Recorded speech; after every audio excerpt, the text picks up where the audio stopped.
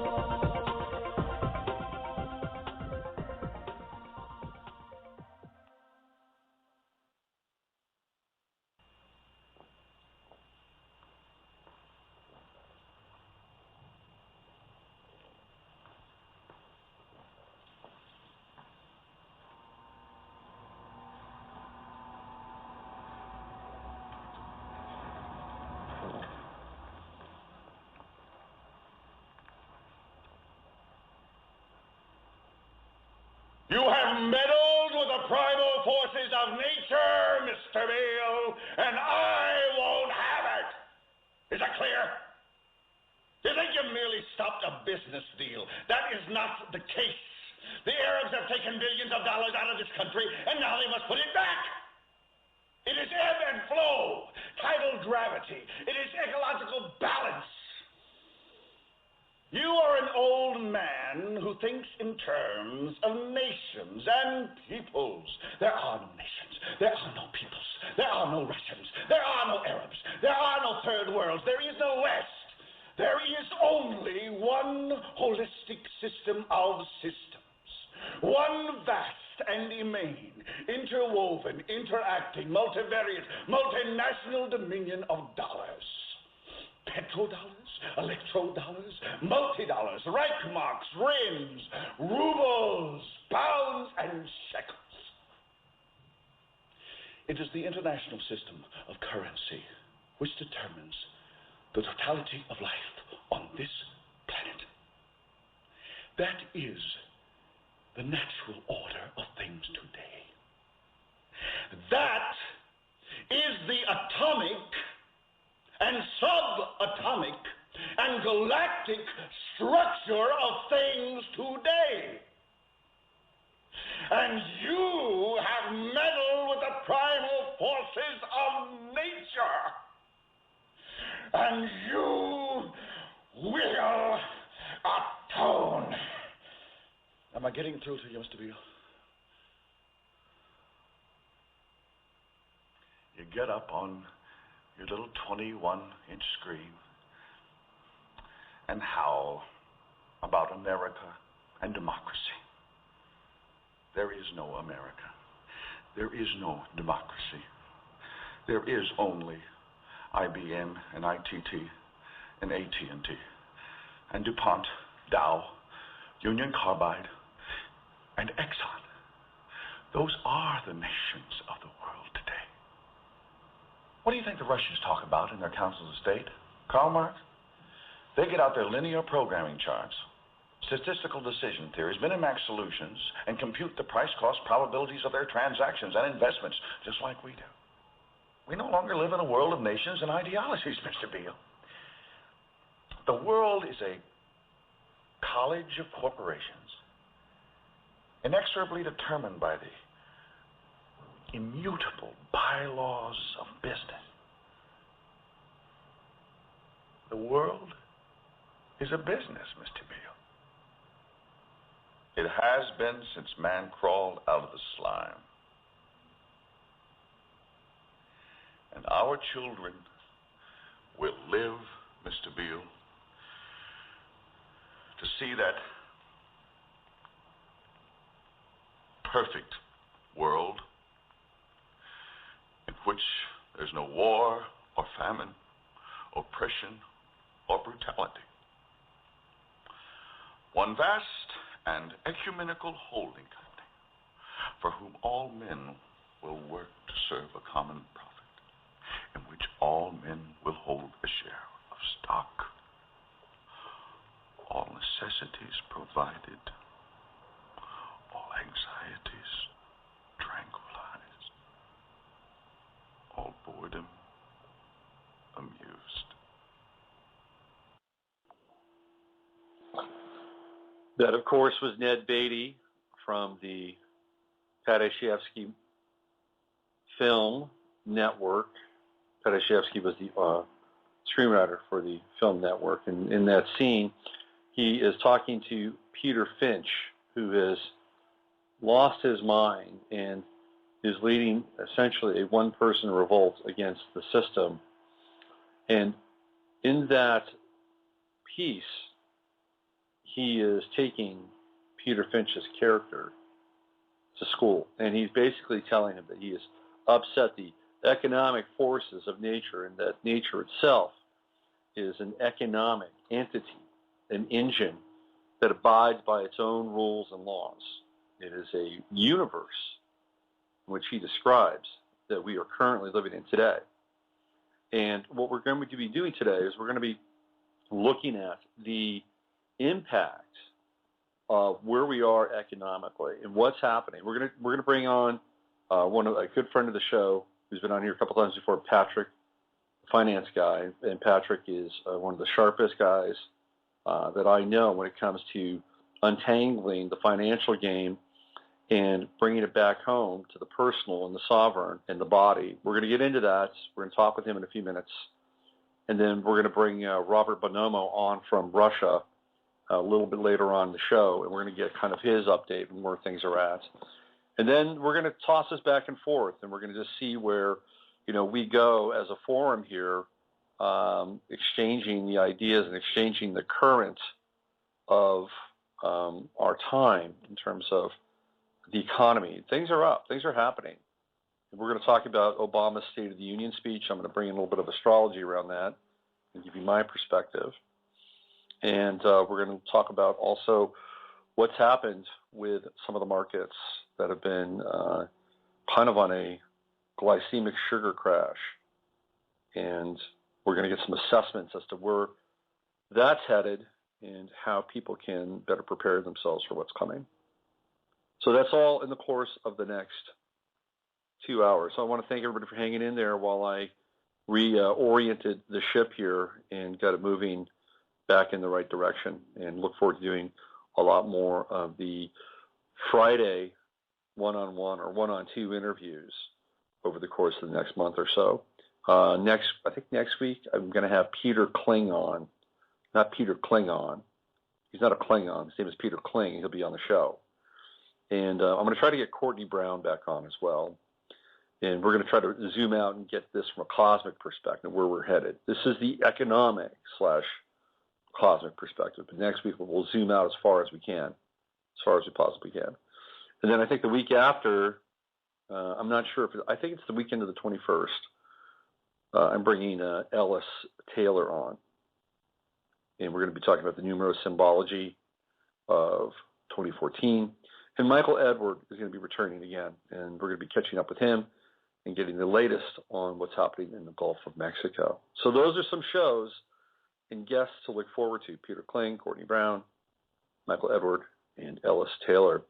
And lastly, if you have not gone over to Gaian TV, the latest episode, the last of the 4 signs that I do predictions and projections in 2014, aired this week, and you can go to www.the11thhouse@Gaiam.tv. Okay, there you go. Do that, and you can click in there, get a 10-day trial, and there's a lot more coming. Next week, I have, just in time for the Sochi Olympics, the astrology of Russia, and some interesting angles and aspects that will emerge there. Okay, so let's not waste any more time. Let's bring on Patrick, and let's check in with him, and let's jumpstart this thing and start talking about some of the economic trends and some of the downturns and the illusions and the mathematics of the matrix and how it relates to all of us. Here he is, Patrick, the finance guy. What's going on, Robert? How you doing? Hey, Patrick. I am. I feel like I've just been through one of those Star Trek, what are the teleporters, and my atoms are now reassembling on the deck. I don't know what planet I was on, man, but I'm not going back there for a while. So that's awesome. You know what? We've all, I think, been going through that lately because I've been noticing people around me going through some changes, some big life evaluation type stuff too. So it's going around. It's in the air. It's in the energy. Yeah. Well, I think what we've got here is we've got the card. You know what? I was talking. Did you hear me talk that whole time, Patrick? Yeah, absolutely. Okay. There we go. Good. All right. So they're still not getting sounds.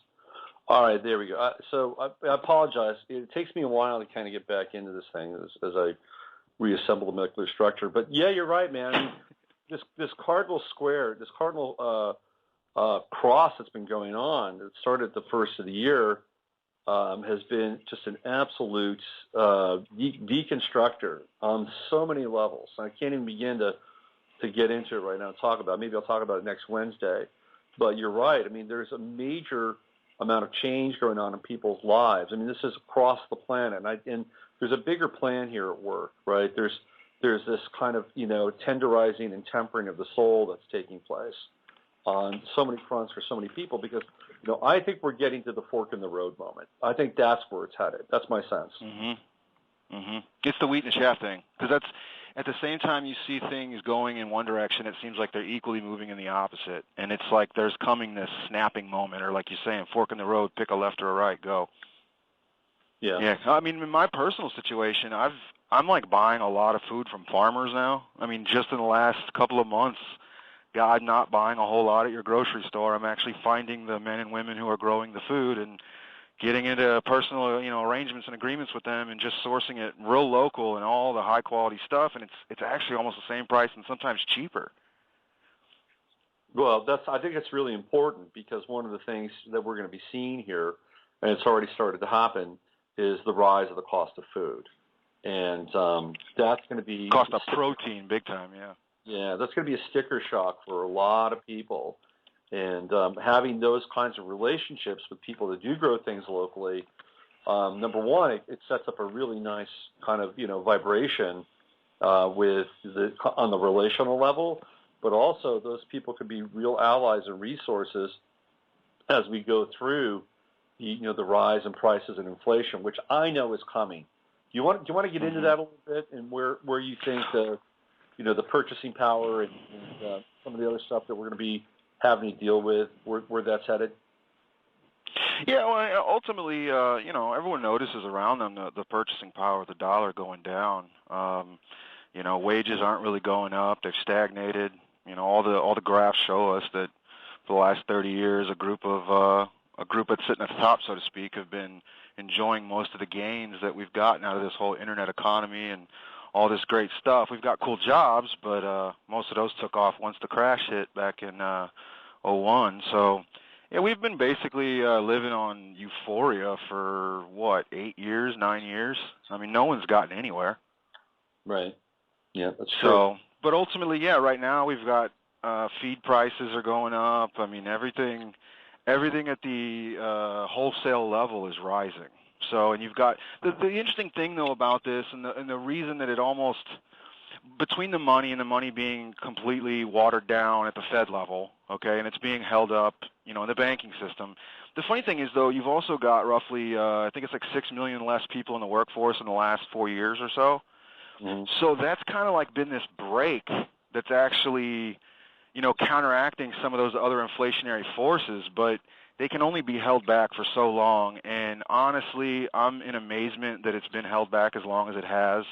But we have to pay the piper at some point. Yeah, and the bill is coming due. It seems to me.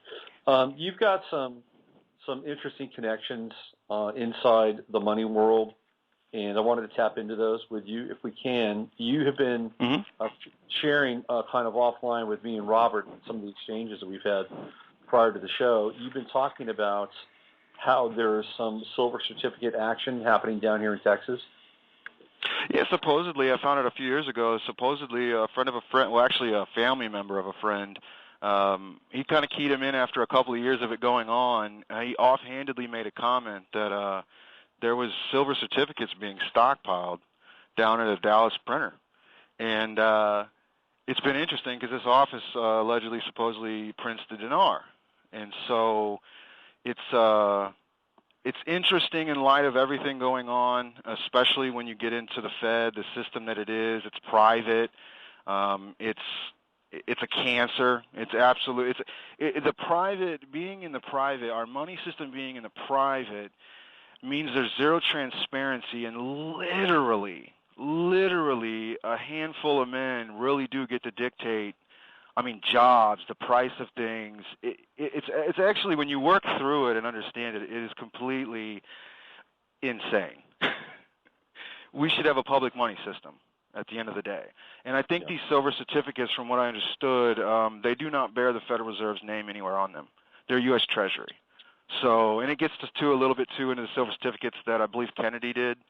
That law that he passed, whatever, that was never undone. So there's still, it's still there. So it's not unprecedented. It's not unprecedented. Right.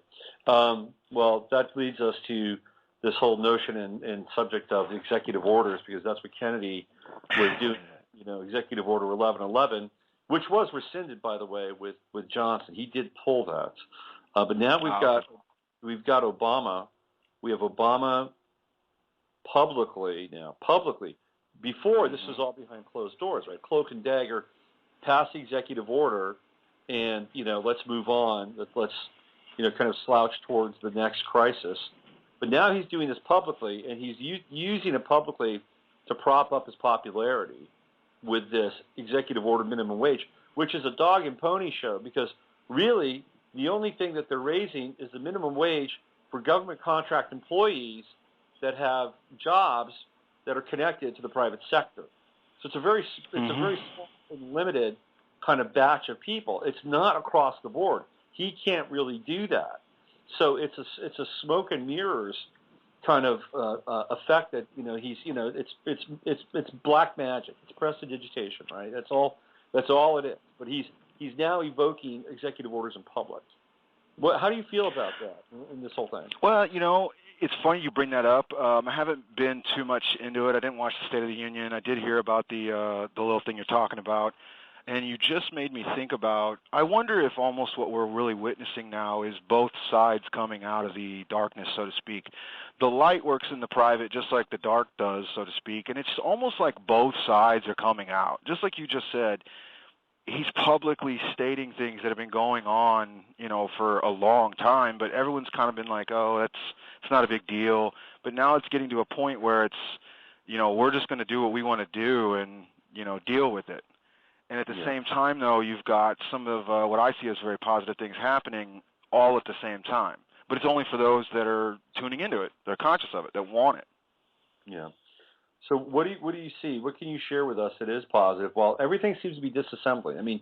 That's kind of what we're looking at here. We're looking at the disassembling of an economic system. That's in the air. That's without doubt. So what is kind of the positive net effect of all this? Well, ultimately, it's going to get us to reevaluate everything. Money is only valuable because of two men or women willing to trade it.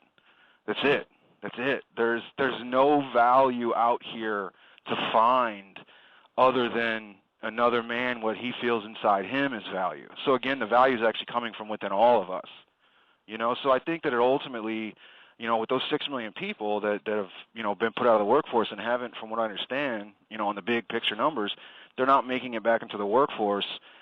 For some, that's a really bad thing, but for others, especially people that I know, it's the negative that brought them to the light, so to speak, or brought them into new awareness of what really is important, what they actually do value. And most of us have reached the point we've saturated our stuff pile. I mean, we've got everything we really want. We don't have a lot of what we need, though. And I think that the domino effect, the crashing that's going to start happening is ultimately going to make us all come together and reevaluate what we're doing. Mm-hmm. That actually, the intro that you rolled out, I've actually never seen that whole movie. I have seen that scene, though, but it's interesting because they talk about the primal force of man's nature is what money is. Or I'm sorry, the primal force of nature. And I'm sitting here jotting this down, but it seemed to me, though, immediately it's the primal force of man's nature. I mean, money's holding us back. Yeah. Money's ultimately holding us back. We do everything for money, and most of us are not happy for chasing it. Yeah. So in reality, if we crash this, or not we, but when it starts to get really loose, I don't know. It's going to be, we're going to have a period, we're going to have our period, but it's going to be, there's people like me, and there's a lot of us that have a different, mindset about how this can go, and we know, what we've done personally, consciously within us. So, man, if you could get a bunch of those men and women together, who knows what we can accomplish? Yeah, I mean, that's really the upside to all of this because, we could have the opportunity, hopefully, to create something much more organic and much more, for the lack of a better term, divine. The whole thing with money is it's so insidious. It gets inside of you, and you don't really understand its pull and power until you kind of succumb to it at a personal level. It's so subtle for a lot of people. And in my own personal relationship with money for my entire life, I've got Saturn in the second house in Capricorn in my chart. So I've had challenges with money. I've had challenge with value and abundance, and I kind of grew up in a household where that we had the material stuff, but we didn't have the emotional stuff, right? So, it's been an interesting dance with me for this connection with money and value, and with Pluto on my Saturn, I'm getting confessionally, but Pluto on my Saturn in the second house, man, it's just blown this thing up entirely, and it's made me reorient my entire value system, my entire structure, personal structure, as it relates to money. And I'm seeing very clearly, at least in myself, this kind of almost etheric, dark etheric hold that it can have on us. It's a very powerful, potent tool. And if we can somehow come to a clearer, cleaner realization around the value versus the money, I think that, we're better off.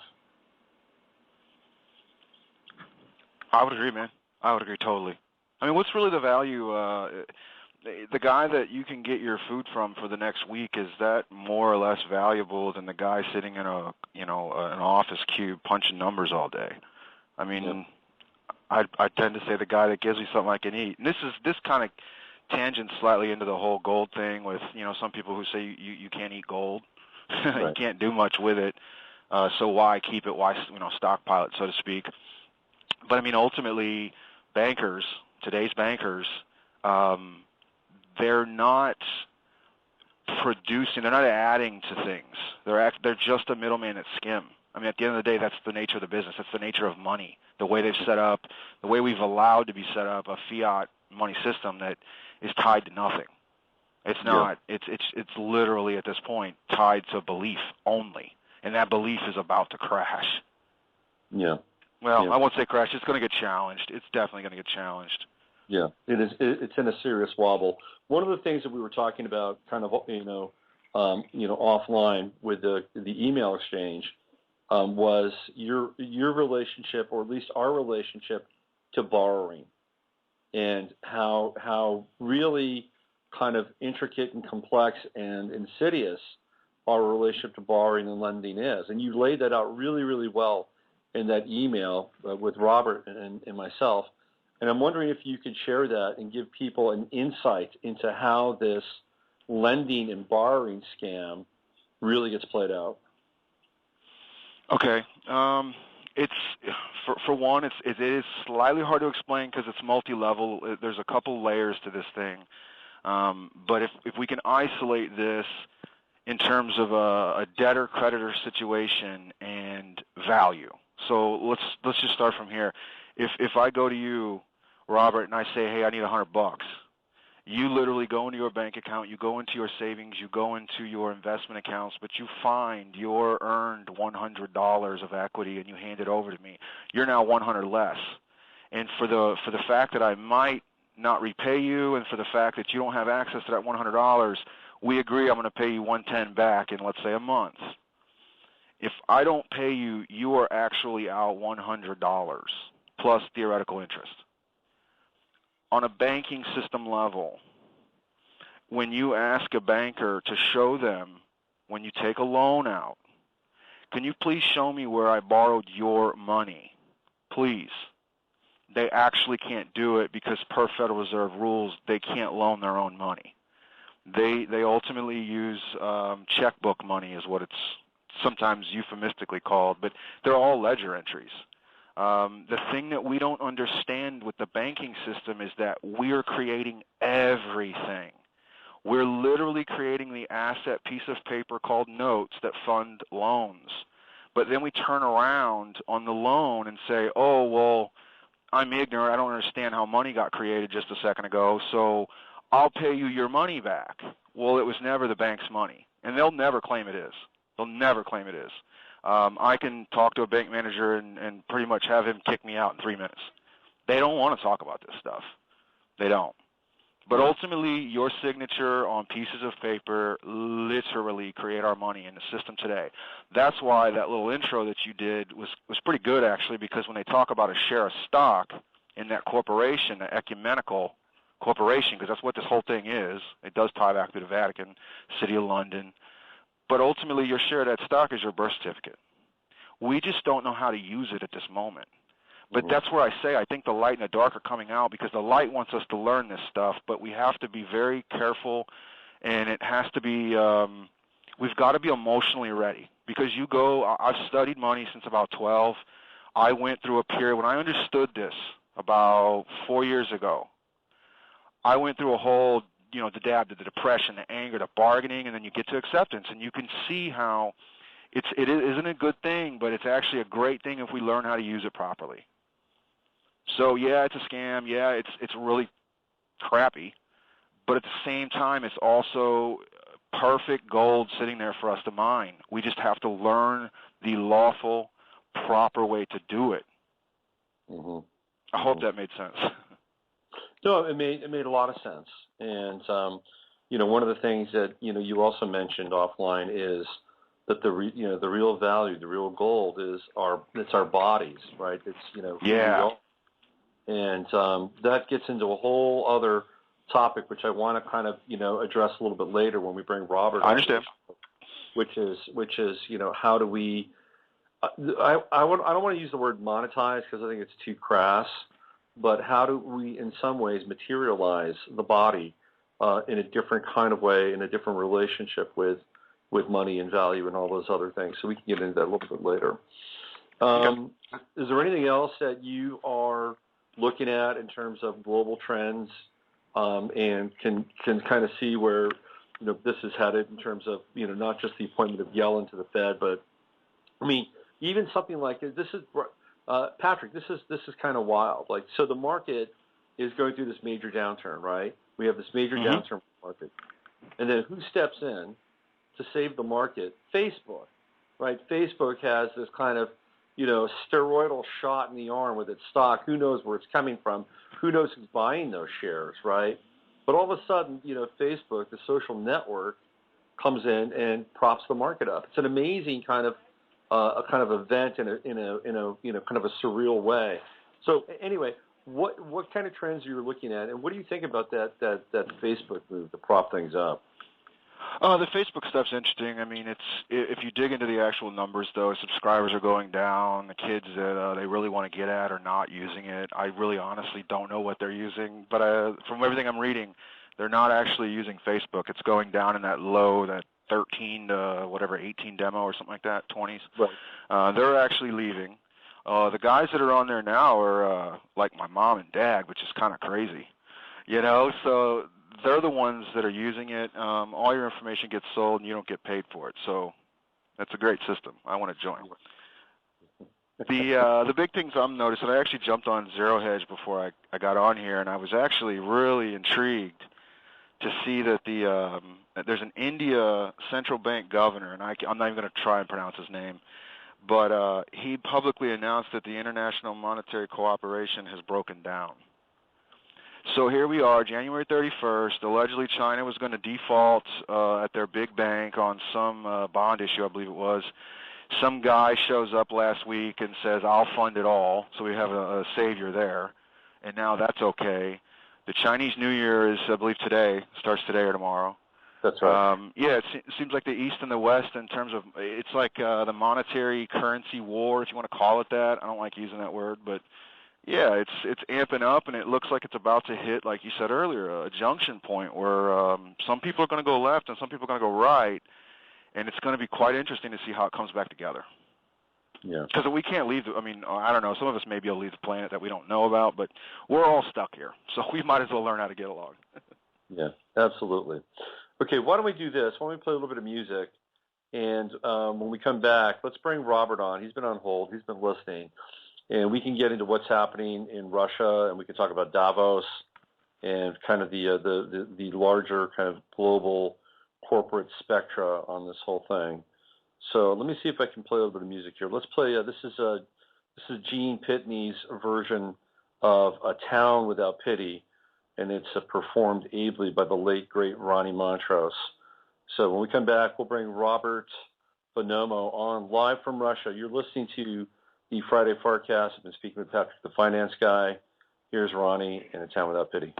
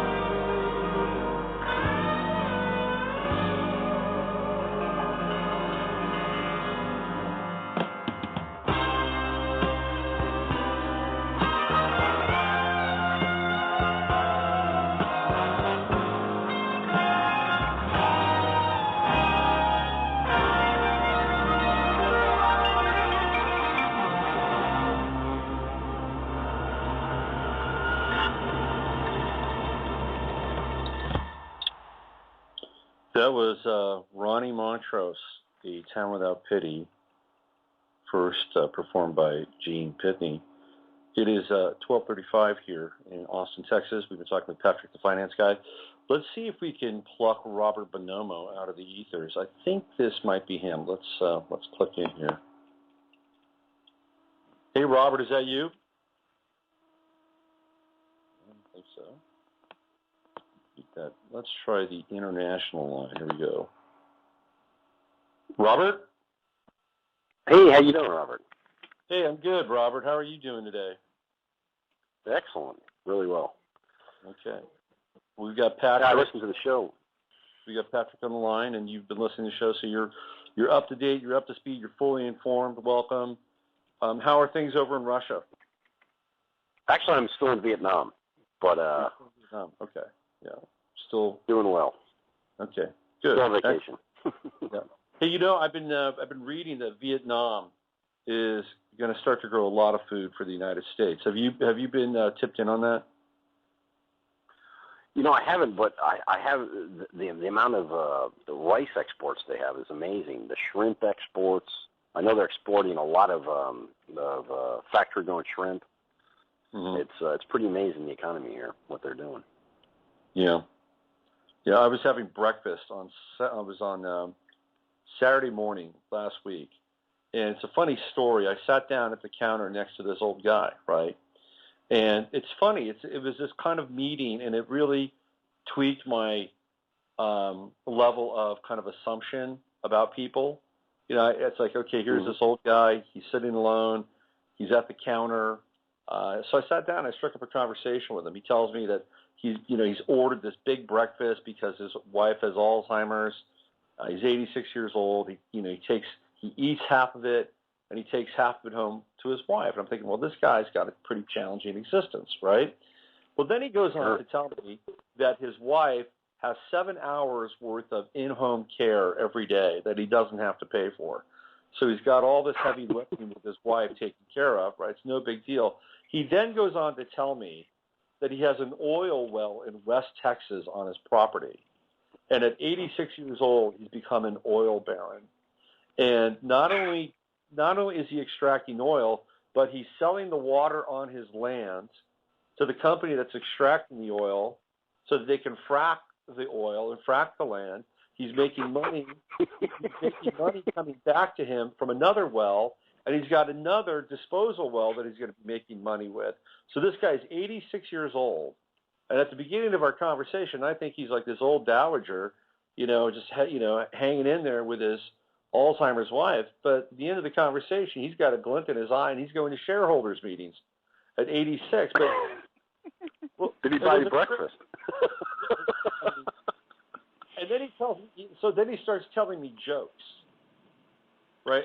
And by the way, I'm going through this kind of Dante-esque inferno process in my life, right? And everything is like, it's the burning bush or the burning soul, the burning mind, whatever that is, right?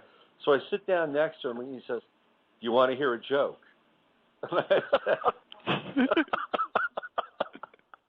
And I said, okay, yeah. I said, how do you make holy water? And I said, I don't know. And he looks at me and says, you boil the hell out of it. That must have been a bizarre moment. I'm like, dude, here I am stepping up to the counter to get a cheese omelet and hash browns. And you're playing, I don't know what you're playing Virgil or something, it's incredible. So that's been some weird synchronicity going on there. You have no idea. So anyway, the reason I brought this thing up with growing food in Vietnam, and maybe this ties back into our discussion. And Patrick, you're a body guy, you're a food guy. We were just talking about growing locally.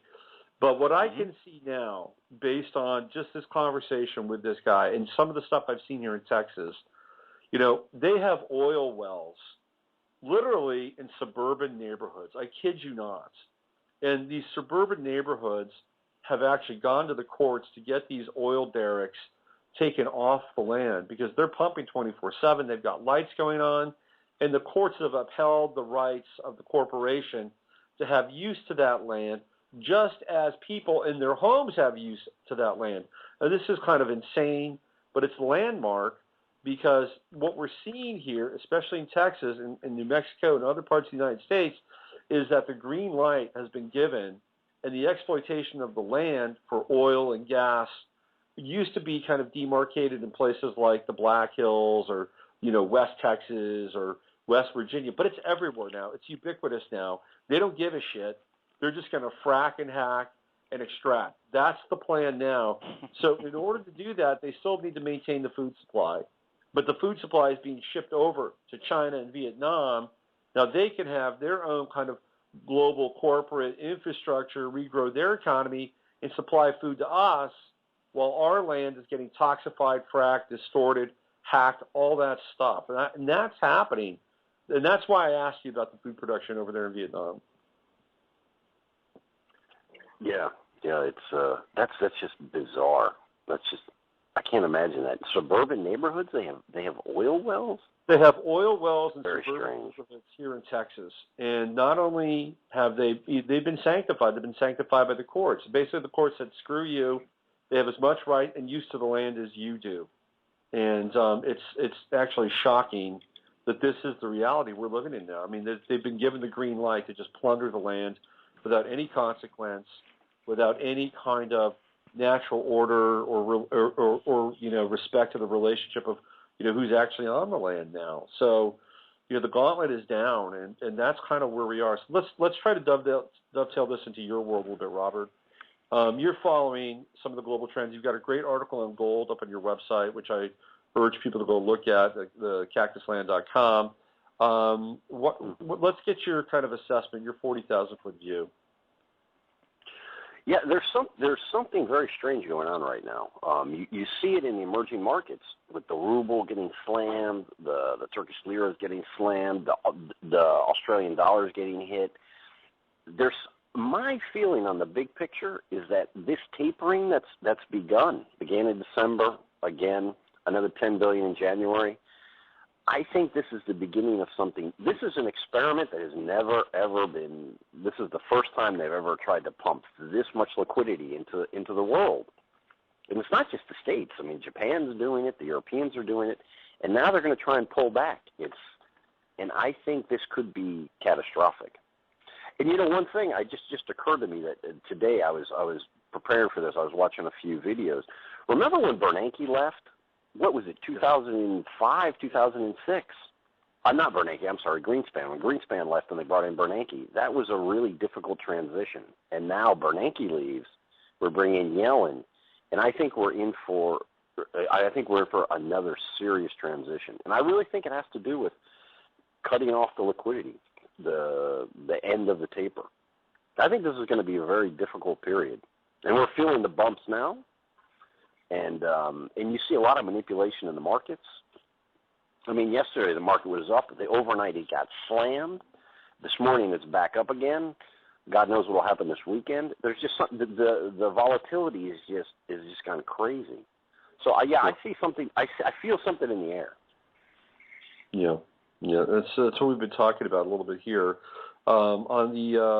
Basically on the eve of the Sochi Olympics, which are quite bizarre in and of themselves, the Rubel's taking kind of a beating as well. Yeah. Basically the Rubel is backed by all the kind of the national-based resources, the UCO stuff, various other forms of currency. Why is the Rubel? Why is Rubel in a state of shock? Well, the way they explain it, and I guess it makes a little bit of sense, but a lot of the sort of the official explanation, a lot of times, I'm just going to give you what they say. As they taper, there's a lot less liquidity, and what this liquidity was doing, it was chasing return. So it was going to markets like Russia, like Turkey, like South Africa, Australia. So you could borrow in dollars, and you could dump it, the carry trade. You could dump it in these emerging markets, and you could make a really nice spread. But as they begin to taper, theoretically, interest rates should go up. And as those interest rates go up, that carry trade gets slammed. So the money is going back to the States. And because that's happening, that's the official version. I think the fact that the ruble's getting hit hard is there's probably a little bit of extra emphasis on hitting the ruble.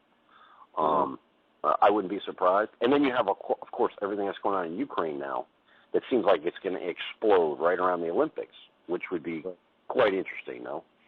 Right around Putin's big party, the attention leaves Sochi and goes to Kiev. So I think there's a lot of weird stuff going on now.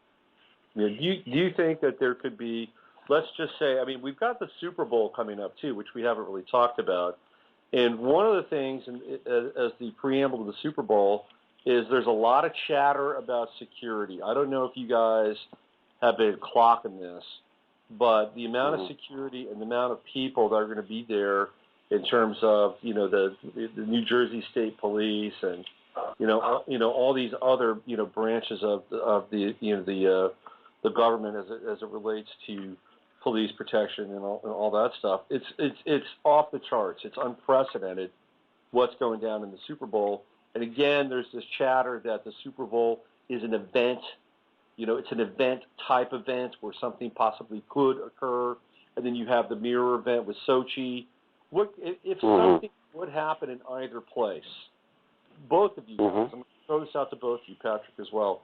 What kind of impact do you think that this would have on the marketplace? Robert, why don't you go with that? Oh my God, I think it would be drastic. First, I think you'd have a run to the dollar and to treasuries. So you'd see just a massive leaving of emerging markets immediately, and it would just crush the ruble, crush the lira. And remember, the Turkish now are actually intervening in the market. The Russians said they were going to intervene. They haven't actually done it, but they said they were. So I think it would just cause havoc. It would cause havoc, and you'd see these emerging market currencies get slammed. Yeah. What about you, Patrick? If you saw something go down at the Olympics or something happen in Russia at Sochi, what's your take on how it impacts the global marketplace in general? Well, I tell you what, the Super Bowl last year being the whole 50-50 dark light for perfectly, 30 minutes, that was quite interesting. This year, with all the snow and it being outdoor, I wonder if there's going to be anything, really. I think Super Bowl might be overblown this year in favor of the Olympics. The interesting thing is, how do you take away all the attention from Putin's party if the economy is melting worldwide? Do you think anyone's really going to be paying attention to the Olympics? All it will dominate and all that you'll remember and hear about is the worldwide calamities, the crises, just like you said, how all the emerging markets are going to take it even harder. Another thing, too, I was thinking about, and this is a bit much, I'll even say, but when you crash the ruble like that prior to the Olympics, you can get more bang for your buck when you do attend the Olympics if you're of the caliber that can attend. True. It'd be cheaper. You'd be able to buy more. Exactly. Your cocktails would be cheaper, and the girls maybe. Yeah. You could do bigger deals, too, potentially, during that little window that we create. I mean, I don't know. That's true. That's absolutely true. One of the things, I don't know if you heard at the beginning of the show, Robbie, but I played this piece from Network. Where I heard that. I love that piece. Yeah. Yeah. So one of the things we're trying to wrap our heads around a little bit, it's kind of a really big topic. It's a 40,000-foot topic, but we're trying to wrap our heads around this whole notion of the economic system as being a universe unto itself, right? Like when somebody on Capitol Hill decides to stick their nose in, through the SEC or through the Fed, and they smell something a little funky, somebody comes along and basically tells them to get their nose out of there because they don't know what the hell's going on. They don't understand the system. The system itself is bigger than they are. Just sit back and let the demigods of the system tend to it. So I'm just, I just want to throw that out there and kind of see if we can begin to kind of approximate this. I mean, it's literally a beast that we're dealing with in terms of this, this monolith. I mean, it's kind of revealing itself in some ways. So let's just try to kind of go around and get a sense as to, what we think or what we feel this conglomeration of forces is. I liked one thing Patrick said a lot. He said when there's a transaction that goes on between a man and a woman or a man and a man, whatever, it's all about belief. And that's so true. I mean, that's the essence of our monetary system. It's about belief. And if there's a crack in that armor of that belief, what would happen? I think we've talked about this. I mean, imagine one day people lose faith in the dollar. No, if you have a factory, if you have a fishing boat, what are you going to do? You're just going to stop fishing, you're going to stop manufacturing, and you're just going to hunker down and wait. And when everyone does that at the same time, it could be catastrophic.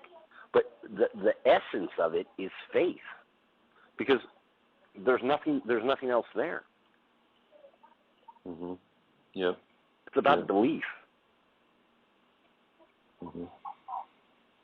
Patrick, we talked a little bit about this before Robert came on. Do you have anything to add to that, or do you have any other? Yeah, I mean, another thing, too, I know we've got this whole thing about being fascinated with gold, but my one caveat with everyone going back to the gold standard or wanting to kind of go back, from what I've researched, there's two key things.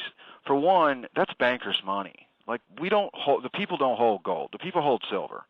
So everyone wishing for a gold system, granted, you'd probably have a gold silver, but it sounds more and more, the more you dig in, there's an idea, at least percolating within universities and such, that resource-based, money, and I think we talked about this on one of our other shows, but ultimately the resources of any given nation, just like you said on Russia earlier, that's what's supporting the ruble. The only problem we have now is the lack of transparency in the system itself is giving a small group that runs it like just checkbook power. I mean, they literally, the lira, like Turkey. It was so interesting how they kind of came out against some U.S. policies. The next thing you know, their currency was getting just destroyed. They raised it 425 basis points a couple days ago, which the market they loved it because they were only going to raise it 200, I think it was 200 points or something like that. But ultimately where I'm at now is the system that is in place, though, it's not a bad thing. Again, it comes back to us not using it properly. It's there, and it is a beast, but it's our beast. I mean, this isn't this is all our fault. So and another thing, too, esoterically speaking, they do and they have put it all out there for you to find. You just got to look for it. And so, if you read laws, you read money laws, you'll see, though, that you actually have all the power. It's just that, again, we don't, being raised under certain programming, certain societal, school, parents, and all that, we're not allowed to question it so much. That's not supported in childhood. It's more of, this is what you're supposed to do, you're supposed to get a job, etc. I lived it all. But at this point, we can allow and start to encourage, I think, the younger generation to just start reading this stuff and start getting some basic foundations on really what law is, because that's what's holding it together. It's fear. It's fear of the law enforcement, because you believe in the laws that hold this all together. Because I think the laws holding it together now. Yeah. Go ahead. No, but just imagine. I mean, between the three of us, if we went and asked somebody on the street, when you go for a mortgage, where does that money come from?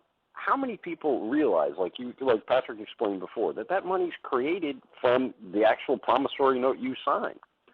I mean, that's just basic economics, the most basic element in banking. What percent of the population understands that? I would say it's less than 1%. I would disagree only because of the housing crisis in America, and the MERS system is it's actually, from what I gather, it's actually illegal. It's beyond unlawful, because you got to understand there's lawful and legal in the legal world. In the lawful world, there's lawful and legal. Legal is everything you're not supposed to do, but we allow it to go on as long as you're licensed to do it. But in the MERS system, it was actually illegal. They've actually violated regular state laws on land, which is the oldest thing. The oldest thing in law is land. Everything starts with land. And so with the MERS system and what it's done, there are so many people, though, fighting in these systems. And I don't know if you've heard, but there have been a few positive judges who have actually come down against it and set it up for for absolute failure. The crazy thing is they've been doing so many things wrong for so long that if we were to really try and undo this, you would honestly have to say, for the last, depending on your state, but for the last 10 to 20 years, most house sales have not been legal, let alone lawful. Yeah, so if you try to undo that, that's actually almost a bigger problem than just how do we get out of this, how do we create a new solution to this problem? We have got to think a different way. We can't go backwards. And I think that's why we're at where we are in gold. We can't keep going. We can't go back. So we need to go forward. From what I understood, the reason the gold and the way it all came down with, allegedly China shipped a bunch of war, ships full of gold to the Federal Reserve and lent it. That's part of this whole problem today. But allegedly the hoarding of gold is where and why the fiat system took over in 1933. Supposedly everyone was hoarding gold, and that's what caused the boom and bust and all that kind of thing. And so they needed to coordinate and centralize all the gold holdings. And that's where you get into the famous London gold pools and all that good stuff. Mm-hmm. Yeah, I mean that's one way to look at it, but also another way to look at it is you have boom and bust. So when you have a fiat system, so when you can fractionalize gold and start leveraging it at 100 to 1, then you're going to have a boom and a bust. But don't get me wrong, I'm not a gold bug nut. For example, I think Bitcoin is fascinating. For example, I think something like Bitcoin has an enormous amount of potential, and I think in a sense it's just like gold because you can't create it out of thin air. Now a lot of people think, Bitcoin is something. No, you have to mine them. No, there's this limited amount, something like that, or it doesn't have to be gold, but it has to be something that's real that nobody has the right to make because I'm a bank. I can create it out of thin air, lend it to you, and you pay it back to me with interest. That system has to end. And I think explaining this to people when they understand it, I don't think there's any other topic that can open people's eyes like the monetary system. Because even when we get into certain theories about what happened in history, you can argue about it. It's never 100% clear. But the monetary system, I mean, when you understand it, for example, in the article I wrote, there was the fascinating part of what I found was Paul Krugman, Nobel Prize winner, got in an argument with an Australian economist about this topic of money creation, and he basically lost the argument. He did not understand money creation. And there's actually a link in the article to the whole discussion and who won and who lost. And most economists agree that Krugman lost. He didn't understand money creation, and he's a Nobel Prize winner. Mm-hmm. This is a discussion. If this discussion ever got mainstream, it would blow the system apart like no other. I think like no other discussion, because on an esoteric level, it goes down to the essence of life. Mm-hmm. Like in that cut from the film you had, where he talks about what was it from the primal goo? From the primal force of nature. Yeah, from the atomic. Exactly. Yeah, it was everything. I mean, basically. I got a question. What animal uses money? Other than allegedly, nature. Yes, I look out. I don't see any money in nature. I'm sorry, I don't see it. Yeah, that's true. No, that's absolutely true. I think you could probably if you get into the kind of the higher order primates, you might see some rudimentary yet slightly sophisticated form of bartering, between whatever it is that they accrue. But you're right. There is no acquisition of money in the natural world, which lends itself to a whole nother level of this discussion. Okay, so we talk about the matrix. We talk about this being a holographic realm of experience and participation, and I agree with that to a large extent. Well, but I slightly differ because a matrix to me is something that is kind of this unemotional projection. And I think emotion is a very important part of what we're doing here. So there is a matrix-like reality, but there is an emotional prism that is being shot through this thing. So it's not just kind of this vapid holodeck experience. We have a spiritual relationship with this reality that we see around us and we create from moment to moment to moment. So so now if we look at money, and we look at the money system and everything that Ned Beatty is talking about at the beginning of the show, what we're really sort of beginning to kind of dig into is that the money system as we know it is in some ways kind of the fulcrum of the matrix, or perhaps even the anti-matrix, that it is defining the world on a level of illusion that we're now beginning to crack through. And it might be the money piece, it might be the interpersonal piece, it might be the spiritual piece, it might be the love piece, it might be the body piece, but whatever that thing is, there are cracks and fissures in this economically defined universe that we're in. And I think that I mean, this is just my take on this, is that this goes all the way back to Babylon, and it was created in Babylon. And the matrix and the template for it was created in Babylon. And everything else is just an iteration of that and a reincarnation, of those cycles and of those processes. And we're coming to the end of that. And I think that that's what we're seeing. And it's not just the death of money or the death of the system or the death of the systems that have kept the fiat bankers alive, the vampiric relationship to the rest of us. It's the entire thing. It is the collapse of the mirror. That's kind of what I'm feeling around this stuff. But the only thing I would say is I think the biggest crack is in the monetary part. Yeah. That is what I think. That's what's gonna open up. Because when people understand, if you look at let's just take a simple example: the Iraq War. If George Bush said, "Oh, I think this guy, he has bombs, he's gonna blow us up," showed his evidence, and said, "Okay, now we're gonna raise taxes on everyone's income tax. We're gonna raise 10%. Do we go or don't we go?" That would be hard money, real money. What do you think the debate would have been completely different? Go back to Vietnam, the same thing. Do we really need to go fight this war if it's going to cost us money, which is work? So I'm going to have to work another 5 hours, 10 hours a week to pay for this war, every American? I don't think so. The Second World War, the First World War, the Civil War, it just goes back and back and back and back. So when people understand this, they begin to understand history. It's still on a very material level. But once those things open up, I think the rest can come into focus. Yeah. The thing about America's military, though, is it's all volunteer. So we get stuck now because it's not direct participation. There's no draft. I didn't know. Oh, well, I knew of a few guys that went between Iraq, Afghanistan, and all that. And I grew up in a military household. So it's pretty interesting how when we look at it from a public standpoint or a nation-state level, that we're going to have to pay in that way. When it's that direct, of course we're going to say no. But when it's subtle, okay, and when you do it through inflation, which is very subtle typically, you don't ever notice it. And they're volunteers, so we can rationalize, moralize, and do all we want and say, well, they wanted to do this. But the problem is they're doing it, so to speak, in our name. Right, and the bankers George Bush lowered taxes and said, let's go to war. And people said, wave the flag.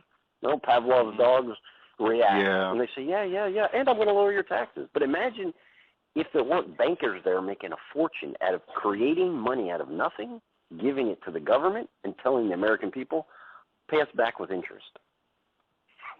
If people understood that, I think it would really change. There would be a fundamental change in how we look at the entire matrix.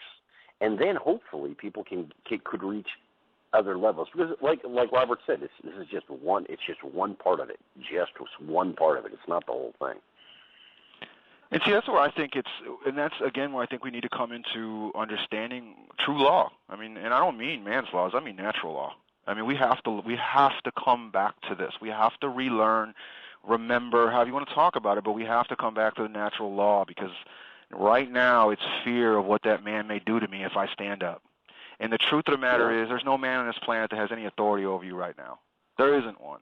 But you may have given it up through contracts or through really inner fear. But when you ask really basic questions to very authoritative people, tend to freak out, especially at the lower levels. They're all just trained. I really do. I have a lot of compassion now for all the guys from the bottom up until I get into that middle to the high stuff, the gloves will come off. But I'm pretty compassionate with a cop on the street. He's been trained a certain way. He's been trained as a law enforcement officer, not a peace officer. Okay, there's a dual system going on in America. I want to throw this out there because I came across this maybe 2 or 3 weeks ago, and this is basic stuff that I'd like to maybe challenge the audience. Go read the Treaty of Paris. This nation, if we went through a revolutionary war like we've been taught, at the end of that, we concluded with a treaty, okay? That treaty was between the Crown, the United States, and the United States of America. Why are there two United States and United States of America? You can go read it. It's 3 pages. This is not to require more than 10 minutes of time. You will see the Crown, the United States, and the United States of America represented. Back then, 10% of us fought, roughly 10 or 15% supposedly. 80 to 85 wanted to stay loyal to the Crown. At the end of that treaty, 2 nations were born. And that's a key thing we don't get. And so the Crown was ultimately hired to run the government because they had been running government for, eons, that's where our common law came from. We did actually respect them to a degree. We might have fought them, but we respected them. We let them run the government because all the freedom fighters were way too busy. They wanted to do things. They wanted to go out in the frontier and conquer it. We didn't have time. They didn't have time to run government. So they hired the best nation-state builder on the planet, which is the Crown, the British Crown. And so today, though, that's where I think a lot of the misunderstandings, even when you get into the law, you're going to run across this, and it's very confusing when you see United States and United States of America. But really and truly, it's my belief, and just read it, that there's actually there's two here. There's 2 parallels here. Mm-hmm. Well, let me ask you just one question, because I come from more the anarcho-capitalist, libertarian end, no? And I've been very interested in your movement and what you're talking about, but how would you equate that with, say, the libertarian sort of movement? Where can we find common ground to kind of move together? Because at some point we're all going to have, at least the folks that are on the fringes like we are, we have to come together at some point. How are we going to do that? Ultimately, I think it comes down to knowledge. I mean, most people today aren't seeking knowledge. They're seeking something to dull the pain, to dull the money chase that they're involved in, the wheel. So I think originally it'll come down to just simple knowledge. How I choose to express my knowledge, you may not agree with, but you can agree I'm not going to harm you. Okay, we can agree to this. I'm not going to harm you. There's nothing I'm trying to do to harm you. But there's also no reason that you have the right to take anything from me without my permission. No one has that right. Right. And that's that basic right. Government's theft. Today's, I should say. I don't necessarily think it's bad. I think we need a whole heck of a lot less. We could probably get away with about 10% of what we have today, at least in America. We could probably do with about 10%. We are the government. We are it. The people, the quote-unquote people, that's the 4th branch of government. We have completely almost abdicated our responsibility and said, hey, you guys do it. And so we're not going to empower ourselves until we get the knowledge. We have to just get. It's just, and again, it comes down to basic reading and through the energy, through esotericism. The people that need to find this information will find it. They just need to give that initial push to seek it. And that's the thing. We can't make anyone do that, though. So that's why I say the negative side that's coming up here isn't a bad thing to me. That's the catalyst. That's the opportunity when everyone goes, okay, everything I thought is bunk. And I'm willing to admit that now. But up until then, everything was good. Everything was hunky-dory.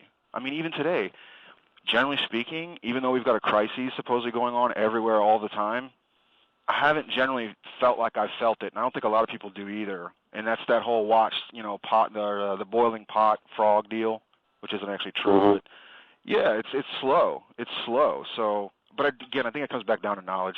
We have got to just fill ourselves up with some knowledge. All right. The and public Robert, school system didn't teach it. What do you think the esoteric thing comes in on this? The esoteric piece, How do it's really tie it all in? Well, what's really interesting, when when Patrick was talking about, the city of London and 2 United States, I decided to, kind of roam a little bit online, and I was trying to, kind of wrap my head around, what William Blake might have thought about money, or what William Blake might have thought about, poverty or slavery. And the poem London popped up. And I want to read this because I think it's really important. If you listen to the words, because Blake understands this at a primary level, he understands it at an esoteric level, and he understands it at an economic level. Listen to the language, okay? This is London. I wander through each chartered street near where the chartered Thames does flow, and mark in every face I meet marks of weakness, marks of woe. In every cry of every man, in every infant's cry of fear, in every voice, in every ban, the mind-forged manacles I hear. How the chimney sweepers cry, every blackening church appalls, and the hapless soldier's sigh runs in blood down palace walls. But most through midnight streets I hear how the youthful harlot's curse blasts the newborn infant's tear and blights with plagues the marriage hearse. Now, what I think is interesting about this poem is that Blake understands the chartered relationship between the city of London and nature, right? He's talking about, I wander through each chartered street near where the chartered Thames does flow. The Thames is a natural force running through the city of London, and yet it's part of the charter, right? I mean, he's clearly stating that there is a matrix, a layer over London, both from a point of civilization and culture, which are the streets, and through nature. And as a result of this, and mark in every face I meet, marks of weakness, marks of woe. So it is the interpenetration of the charter of London that I believe Blake is talking about. And as a result of this, it is the mind-forged manacles that are an outgrowth of this quasi-legal / slightly esoteric type of law that we're starting to kind of, broach into. And this is what Patrick is talking about. Everything changes. Everything gets flipped, right? The marriage, it's a marriage hearse. It's not a marriage carriage. It's not it's a marriage hearse. There's death in that. Everything is flipped, right? And it's through the chartered streets and the chartered Thames. That's what Blake is tapping into. That's my sense here. Yeah. And, we were talking about alchemy a little bit yesterday, and there is that whole theme in alchemy where it seems like if you take it through to gold, if your goal is gold in the material sense, you're going to be deceived. But if you really understand the mystery, then but it almost seems like it's not for everyone. I know this sounds a little pretentious, but it's a mystery that's not for everybody. It's for a special few that understand that if your goal is gold, no, you'll get your gold, but you're gonna miss the whole point. And I just wonder if this sometimes we're a little too optimistic about how many people can really get to this, no? Well, I think it goes back to the way you were raised too, though.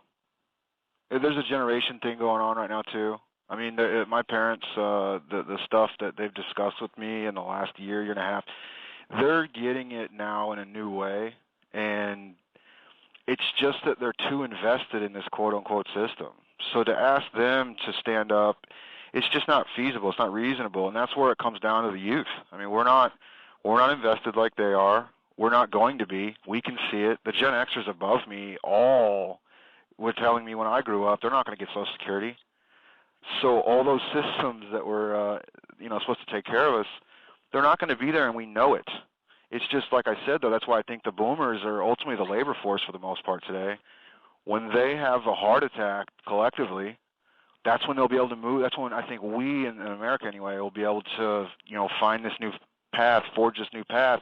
And I think they will. I mean, my parents and a lot of people I know, they look to us. They understand that we've got access to this internet, and we can basically self-learn, self-teach almost anything now. It just takes a little bit of desire and will. Backing up real quick, the laws, though, Robert, they're not actually slightly esoteric, in my opinion. They're actually very esoteric. Yeah.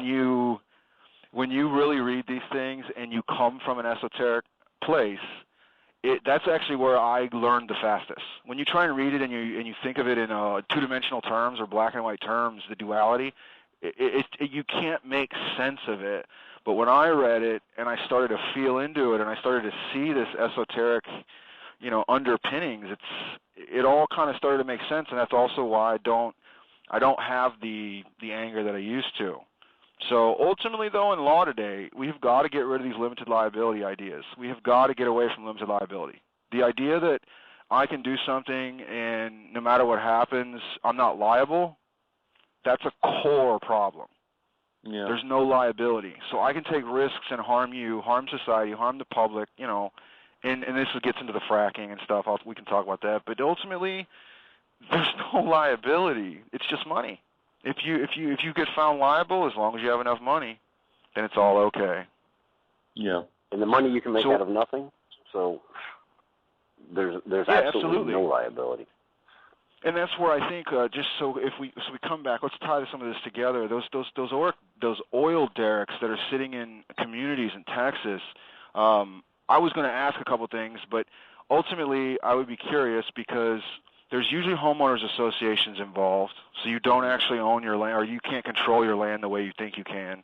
The homeowners association does.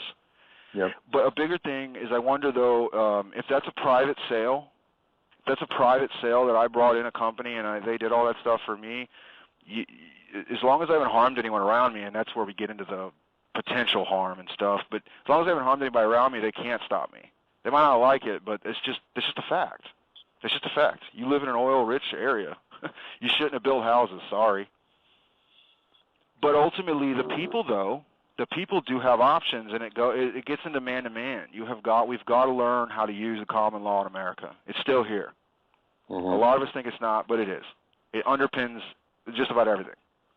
And when you go man-to-man, that's when that's how we can pierce limited liability. There's actually a law term that's piercing something, piercing liability or piercing corporate liability, piercing the veil. It's called piercing the veil. It's actually a law term, piercing the veil.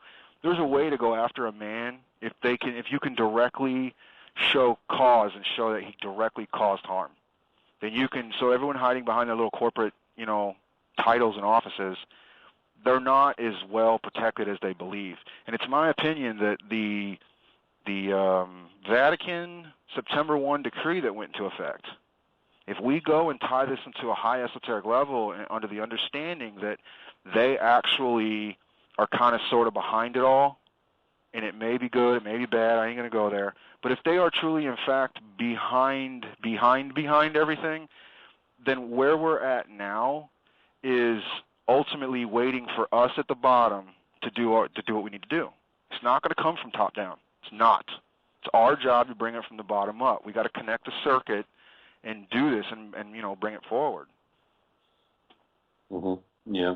What do you guys make of these banker deaths that have just taken place in London recently? There was another one today. Yeah, there was. I saw that. So is that 2 or 3? It was on Zero Hedge. 3. That's 3 in a week, I think. One was Barclays. Yeah, I just know about the Barclays off the top of my head. There was a Deutsche Bank guy. Yeah. And the third one was on Zero Hedge. I can pull it up now. But that was just today, I think. Something weird going on. Yeah. They found him. He jumped off. He did something strange. He fell down like 50 feet off a highway or something. It was very, very strange. Doesn't sound like somebody chasing him. He got out the car. I don't mean to go to the movies, but movies are the message. I just popped up Zero Hedge, and the cover story is, Robert, this might be interesting. Suspicious white powder found at 5 Super Bowl hotels. So here we go. The man is out there. You're getting us primed. You know, Bruno Mars is playing at halftime, so we have the invocation of Mars at the Super Bowl. Hey, didn't they say that they're going to do the halftime like on off-site location or somewhere else? Not going to do it actually live there? I wasn't aware of that, but it probably makes sense because those guys are going to freeze their ass off. Yeah, I mean, that's what I heard it for. I don't know if maybe I misread it, but I read a little bit about they were originally, when they were having all that snowfall a week and a half, 10 days ago, they were talking about they're going to do it off-site. Yeah. But it probably didn't pan out. Yeah, well, it's going to be interesting. Again, Bruno Mars, invocation of Mars, Mars in Libra. He is a Libra. Let's talk a little bit about this thing with Obama that went down on the other night for the State of the Union address. And he talked about this MyRA. It's bizarre. The whole thing is bizarre. It's another Pluto and Capricorn kind of integration of the government and business that we've been seeing since 2009. You know, this is the natural order of the bathymetric design. And so now the government wants to be a bank. It wants to help us save.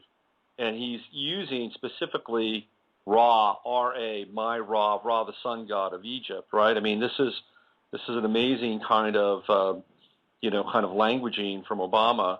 And what we saw, something similar in Iceland, which was with iShare, and it was like a honey trap, and all these people put their money into iShare, and they got crushed, and it really brought the economy in Iceland down. And now we are seeing potentially something very similar, here with this MyRA thing, which is completely and utterly, I think, bizarre, to be honest with you. I mean, I understand the notion. Yeah. I understand what they want to do, but it's like, you figure out your healthcare system first, figure out your website first, and then try to get into banking.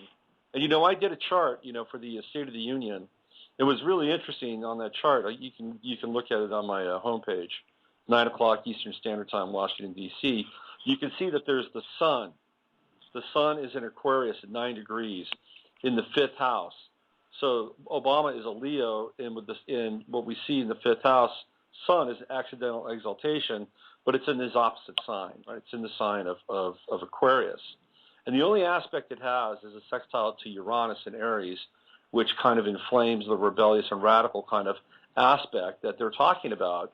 But also what you see in that chart as well is if he's talking about, MyRA as a banking function, a new banking kind of system that's an outgrowth of the government, there's an aggregation of planets in the 4th house, including Pluto.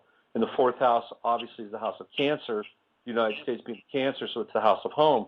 And all those planets are opposing Jupiter in Cancer in the 10th house, retrograde. So the 10th house is what we're seeing. It's what's being shown to the world. And Jupiter in Cancer is the soul of the United States in many ways. And that retrograde motion would be a removal or a taking from, right? That's what we're looking at. And I don't want to get into the paranoid aspect of it here, but if you look at the simple dynamics and the mechanics of that chart and what he's proposing based on the State of the Union, this would not be in the best interest of the people. And in fact, it would be a major affliction, and it would be sucking resources away from this Jupiter Cancerian kind of nest egg mentality that we've been raised on and brought up with, over time, even though that's kind of dissipating. And what's also really interesting is that if you look at the 9th and 10th degree of Aquarius for the sun at that time, let me see if I can find this thing because I just wrote it. It is basically, hold on, let me just go to the website. It's a fascinating degree of let me just go to the Sabian symbols. It's an absolutely fascinating degree as it relates to Obama. And I think ultimately what we're talking about here and bringing it back to the financial piece is that because Obama has become this figurehead in a lot of ways and now is tying himself directly to the financial piece, that what I'm about to read you has a kind of deflationary value in terms of our relationship with not just Obama, but the system in general. So this is the 9th, 10th degree of Aquarius in terms of the Sabian symbols. And this is what was being activated on the State of the Union address. So we go to Aquarius. The 9th, 10th degree is a man who had for a time become the embodiment of a popular ideal is made to realize that as a person, he is not this ideal. So this was, I swear to God. You didn't make that one up, did you? No, I did. This is, and what's interesting again is the isolated nature of the unaspected sun in the fifth house, which is the exaltation of Obama's Leo sun, but it's in Aquarius. It's the opposite sign. And the only angle that's coming in is this Uranian kind of philosophical wing that Obama is coming out of with the neolibs and everybody else out of Chicago, second, third generation Trotskyites. I mean, that's the only aspect of this thing that's taking place. But I swear, based on that degree, what we're going to see is something internal happening with Obama, and we're going to see the emperor not have any clothes here, or the pharaoh. The pharaoh is going to be disrobed. And I think that's going to be the watershed moment on the entire economic system, because it's the belief, my sense here, it's the belief in Obama that's propped this thing up the whole time. And I just want to bring up one point. He picked the moment that the Fed begins to pull out of buying bonds. So, I mean, they're basically buying their own bonds. The government's buying their own bonds. Yeah. And the Fed begins to pull back. If you look at all central banks in the world, they're about 60% of government securities. And this MyRA is telling people you buy basically government securities, bonds. So It's so interesting that Obama, at this point in history, tells the American people, don't go out and buy silver, don't buy gold, don't buy land. Buy U.S. Treasuries. That's the way to save. And they're guaranteed by us. Thank you very much.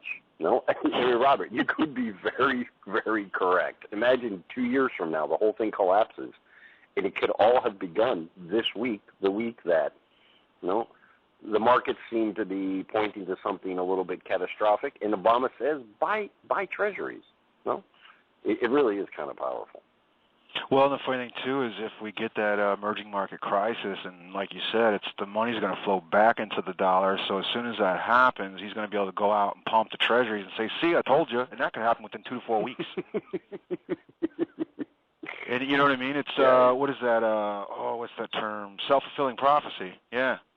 Yeah. Another thing I wanted to throw in here, MyRA, you said this, Robert, Ra, pointing out Ra. I know you've come across that esoteric comparison of one of the pharaohs, and he looks like one of the pharaohs or something. The Akhenaten. You know what I'm talking about? He's like, Akhenaten. There we go. Yeah. And Akhenaten. It's just funny when you said pharaoh, and I'm sitting here looking at Ra, and that's the first thing I thought of. Well, absolutely. I mean, my sense is, and I talked about this in my on the latest piece, is I think Obama is making a statement that he in his mind is going to be around longer than his 2 terms are allotting him. That's what I think they're getting at, right? And to get used to my Ra, or my new king, or my new sun god. And Akhenaten, of course, is the ruler that basically synchronizes all of the various religions of Egypt at that time, and there were competing belief systems into one belief, into one God, and that God is Ra, right? That's what Akhenaten does. That's what he's known for. He's the guy that brings it all together under one universal umbrella, the worship of Ra. He eliminates everything else. He eliminates all the emerging markets, right, which are the various religions that are competing at the time in Egypt. So it's a statement here, right? It's a statement that that he is the great unifier under one theme, one order. But if we look at that degree, a man who had for a time become the embodiment of a popular ideal is made to realize that as a person, he is not this ideal. This gets back to what we've been going through astrologically, and nobody is immune to it. With this cardinal cross, this cardinal cross that we've all been going through, no one's immune to it. Not even Obama, not anybody that's even associated with, his cabinet, or the puppet masters behind the puppet masters, the parasite behind the parasite behind the parasite. Even they have, to some degree, with all their insulation, they are having to deal with this.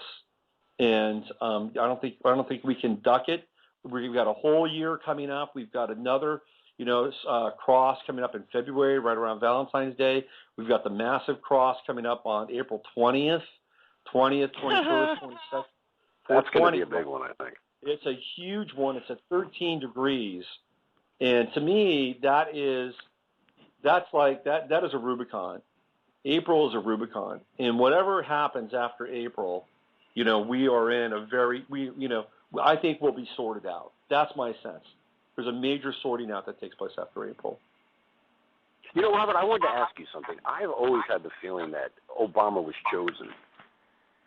He was chosen for a reason. I mean, if you just look at the way his father was chosen by the CIA, his mother worked for USAID, his first job was with the CIA, and this is all, mainstream. There's nothing, woo about this. He was chosen to become president, and he was chosen to become president to do something that he hasn't done yet. And what is it? I think that's a very kind of key point. There's some reason he was chosen, and it wasn't to sit there and let Geithner run the economy. It was for something more. But what is it? I think he just announced to the world what it is in the State of the Union. I think he is here to become Akhenaten. Freeman did some astounding work with this. I mean, some of his best work was around Obama and Akhenaten, and Akhenaten's wife is Michelle, and that they're all genetic reuptakes, right? That the mummification process was intact, and that they were able to extract DNA and essentially either reanimate Akhenaten, his wife, and his children. He's got this amazing kind of visual representation of the girls and Michelle and Obama as Akhenaten and the royal family. So there's either a direct kind of regeneration of the clone, I mean, it sounds crazy, but the clone of Akhenaten and his wife and his kids, or that there was some kind of genetic infusion into Obama and maybe into Michelle, but let's just roll with Obama. And if that's the case, if he has the DNA of Akhenaten, and we're going back to the bloodline stuff, then of course these people would have chosen him. And I mean, if you get into the myth of Obama, right? There's that guy who's the postman in Chicago. I don't know if you guys know the story, but it's the postman in Chicago, and he came forward and he talked about how he used to deliver mail to Bill Ayer's parents. And he would have conversations with Bill Ayer's parents while he would drop off the mail. And the mother would talk about Obama like he had not met Obama yet, by the way. He does. Mm-hmm. But the mother talks about Obama, and he figures out that this is Obama that she was talking about, as if he is the second coming of Christ. That's the kind of glowing, praise and adornment that she attaches to Obama. And then he talks to the old man. Bill Ayer's father was a power capitalist in Chicago. He was basically running and on the board of a number of power companies, water, electric. That was his deal. But he was also kind of a closet socialist. And he kept asking the postman, if the postman felt like he was getting, jobbed and it wasn't making enough money, he wasn't taken seriously enough. He was kind of stoking his kind of socialist fires with the postman. But the father had the same thing to say about Obama. They were essentially housing him on his way to college and part of his sponsorship. And then eventually the postman meets Obama, and he recognizes him in retrospect. And he says that he clearly had a sense of entitlement, and he had a sense of destiny about him. Like he knew where he was going from day one.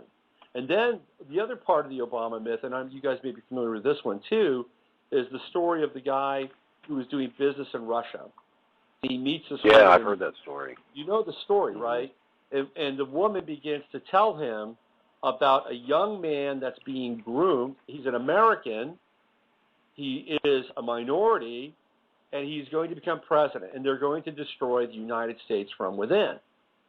So, again, this is part of the Obama mythos and the Obama kind of urban legend And then there's a whole other series of strange stuff, the Frank Marshall Davis stuff, the Malcolm X stuff, that he was actually, there's a picture of him on the beach when he's a young boy, and the picture with the old guy isn't his grandfather.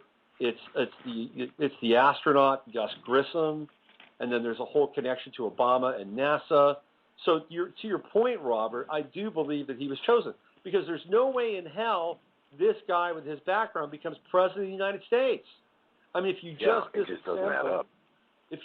disassemble the various parts, there's no way he becomes president.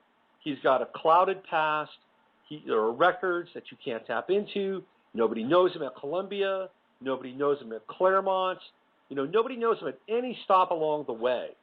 He shows up briefly as a blip on the radar screen at Yale with the law review. And that's about it.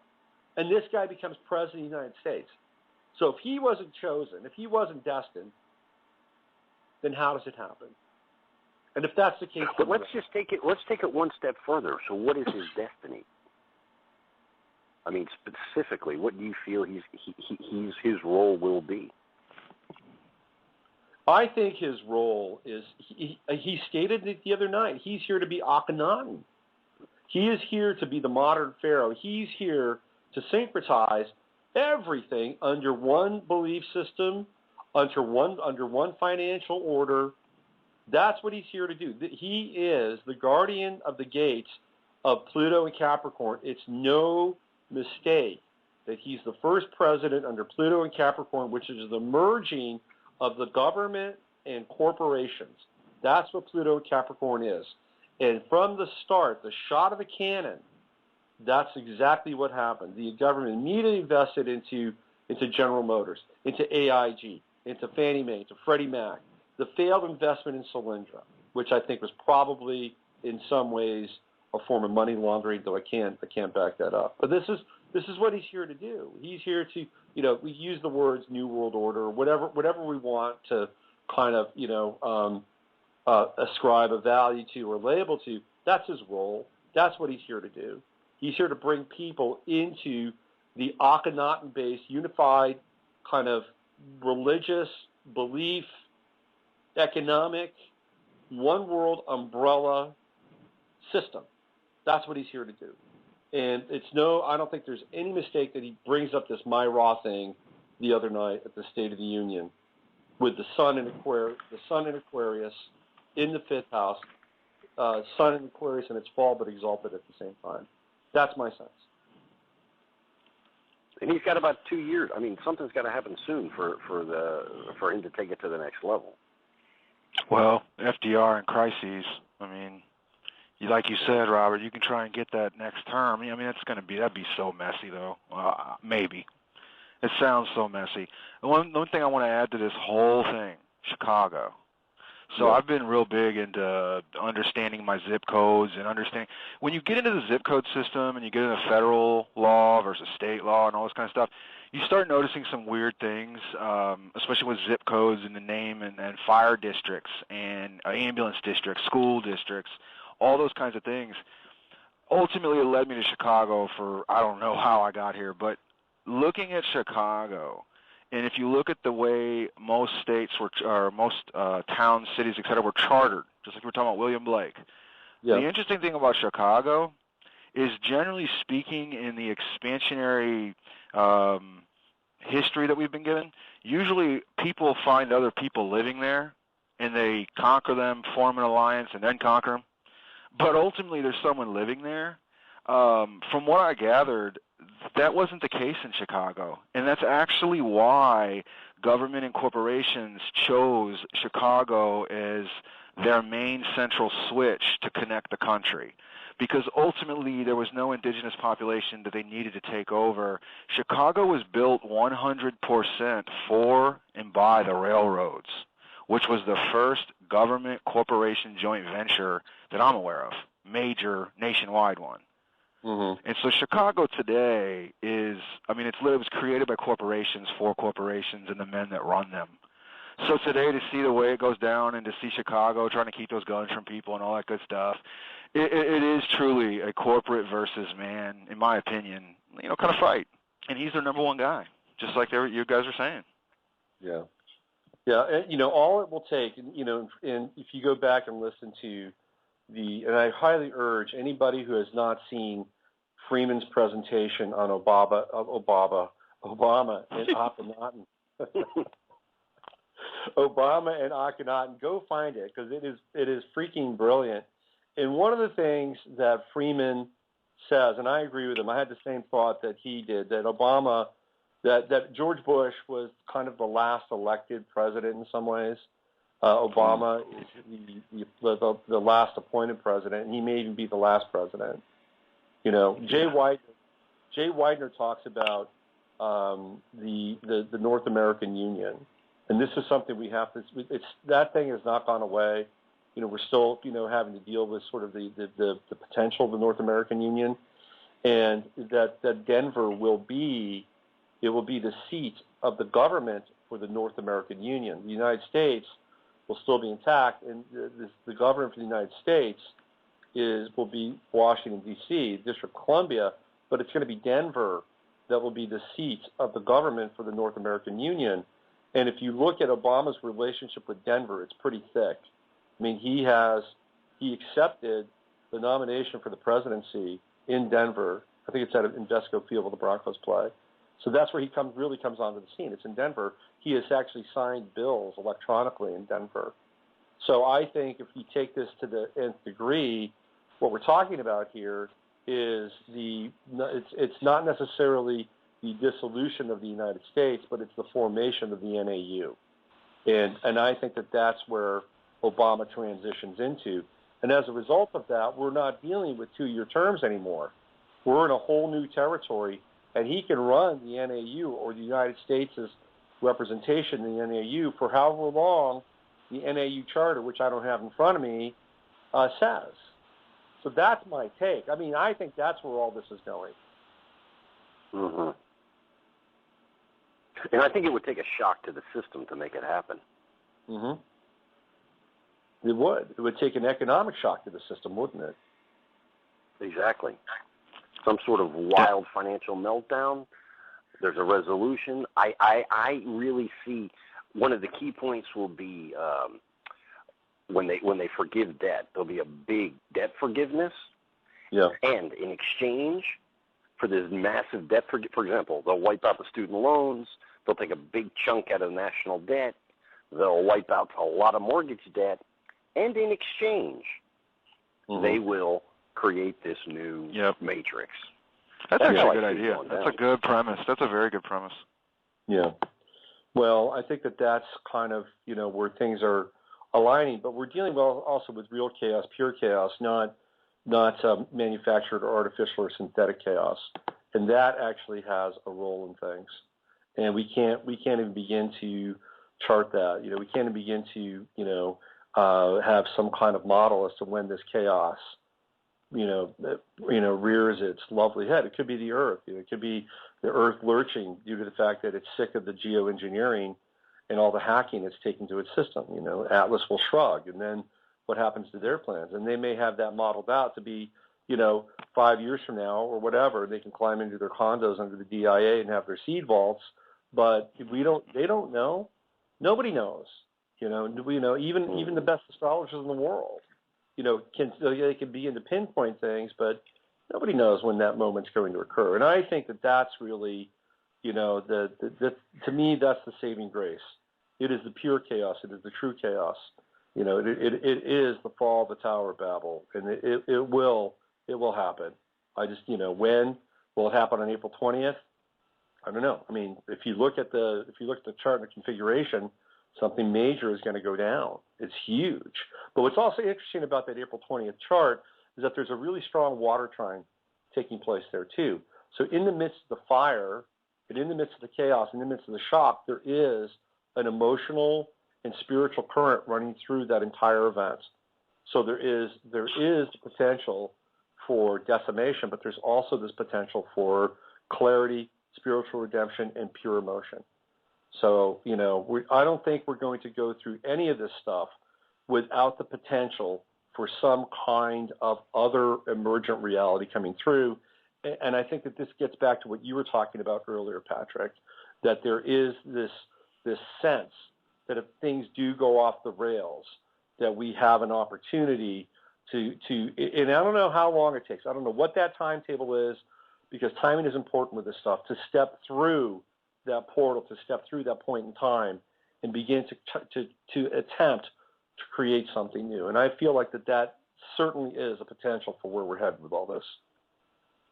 It's a Humpty Dumpty moment, and it's going to be an opportunity to, put something back together in a different way. I don't know. I agree. Yeah. I agree, man. All right, we're wrapping up here. Let's get some predictions from both of you. Let's start with Robert. Robert, give us your sense of the next 6 months. I think as the taper progresses, and it'll probably progress through February, through March, eventually the shock to the system of not having that liquidity is going to begin. I think a pretty massive financial crisis that could. And that could happen right around that April time period. And I also think right around the Sochi Olympics, you're going to see Ukraine just go ballistic. Yeah. And that, hold on, I could see as more engineered. I don't mean to cut you off, but just thought about it. Like, we go to Super Bowl, we crown Denver. Okay, let's just go ahead and call it. We crown Denver, because that's where this is all going to get moved to.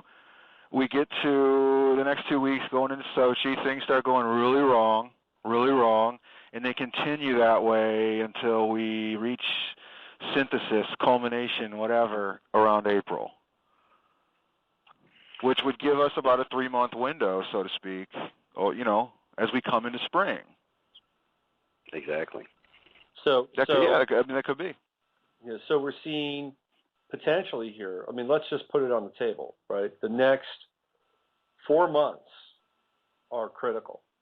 Let's just put it out there. The next 4 months are critical, and we're looking at this from an economic perspective, with the drip line of liquidity being shut down and shut off.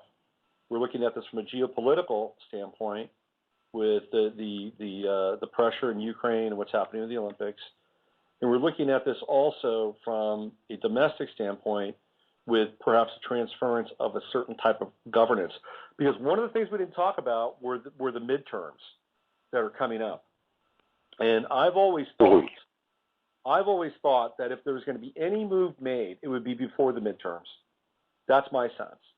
Because what you don't want is a group of angry voters completely flushing everybody in Congress and in the Senate, because there's a very strong chance, even with the best of their tools in terms of manipulating voter rolls and districts and the machines or whatever, that enough people could just blitz the system and it would overwhelm the system, and a lot of people who've been lifetime politicians would lose their position. And that would be a real moment of chaos. So I think they're going to be proactive and try to do something before the midterm. So I think that this 4-month window we're talking about might actually be in alignment with that. Yeah. And Henry, what's his name, Waxman, today said he's not running again. And he's a pretty important, member of Congress. He's a lifer. Yeah. All right, so let's wrap this up, fellas. We have chaos and hope. That's kind of what we're sort of dealing with here, and we're trying to, read the tea leaves and come to some sort of conclusion. But at the end of the day, it's all going to be about the economic engine and this kind of alternative sort of beast-like, matrix that's been around since Babylon, sort of coming to a sense of closure, at least on some level. And, I want to thank you, Robert, and I want to thank you, Patrick, for contributing and working on this format and just doing this on the fly. And at some point down the line, let's try to do this again and, kind of see where we are in comparison notes. Does that sound cool? That sounds like fun to me. I really enjoyed it. Okay. So let's get some props here. Robert, you can find Robert over on cactusland.com. Great site. He tackles the economy, esoterica. He's a tarot reader, dabbling in astrology. Patrick, when is your website going to be up? It's going to come out it's going to go public, I plan for, on the equinox. So around March 20th.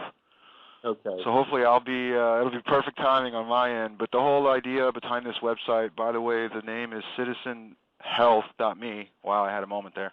But it's all about, as we come into this, you've got to find that inner grounded space that, there ain't no thoughts.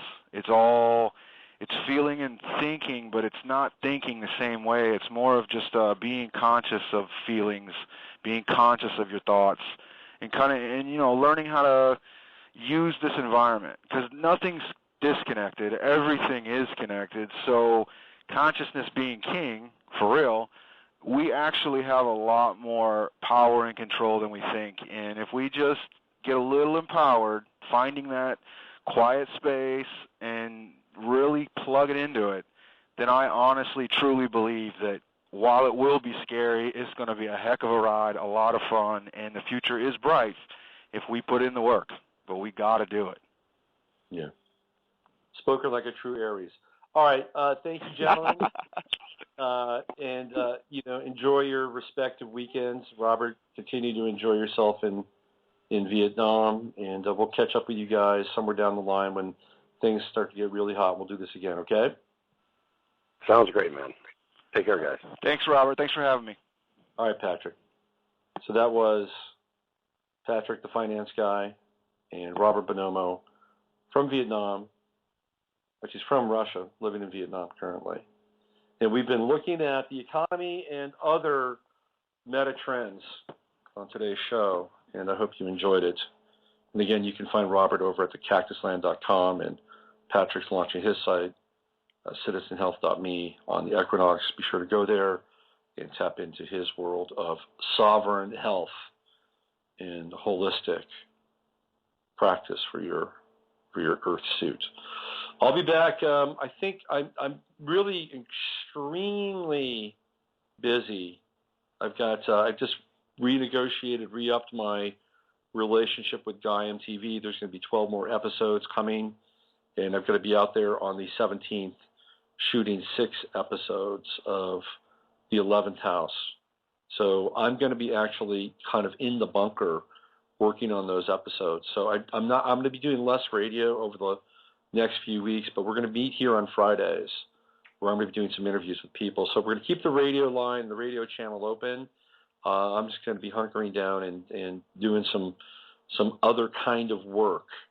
And after I come out of the Gaiam experience with the intense 6-episode shoot, we'll circle back around and we'll link up some of the other radio again. Maybe we'll come back into the Wednesday show. But until then, it's going to be Fridays from here on out, 2 hours of informative Q&A, interview-based, interview-style radio, just like today. So that's it. I'd like to thank both Patrick and Robert for coming on the show, and for everybody else that listens and supports the show and what we do here and how we share information. So until next Friday, use your head to discern what's real and your heart to stay open to what's possible. And just thank God for everything that you have in your life, for the people that are in your life, the people that love you, and the people that care with you and for you. Don't ever, ever, ever take any of them for granted. That's my maxim and axiom for the day. Have a great weekend. I'll see you guys next week. We are living in a computer-programmed reality, and the only clue we have to it is when some variable is changed and some alteration in our reality occurs. We would have the overwhelming impression that we were reliving the present, déjà vu, perhaps in precisely the same way, hearing the same words, saying the same words. I submit that these impressions are valid and significant, and I will even say this: such an impression is a clue that at some past time point a variable was changed, reprogrammed as it were, and that because of this an alternative world branched off.